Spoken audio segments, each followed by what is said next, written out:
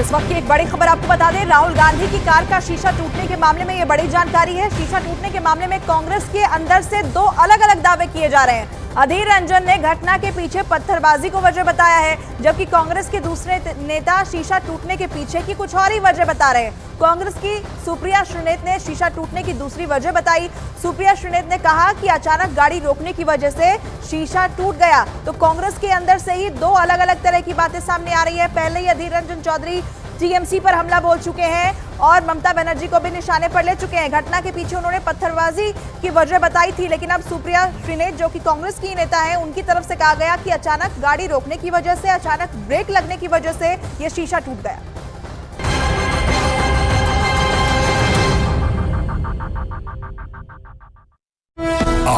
किया। इस दौरान उन्होंने व्यापार बढ़ाने के लिए सुरक्षा व्यवस्था पुख्ता करने पर जोर दिया। एक के बिना दूसरा किसी भी सूरत में नहीं चल सकता। इधर विपक्षी गठबंधन को उस वक्त बड़ा झटका लगा जब समाजवादी पार्टी ने बिना कांग्रेस से मशवरा किए उम्मीदवारों की पहली सूची जारी कर दी। विपक्षी गठबंधन में लोकसभा चुनाव के लिए सीटों के बंटवारे पर चर्चा से पहले ही समाजवादी पार्टी ने अपनी पहली लिस्ट जारी कर दी। पहली लिस्ट में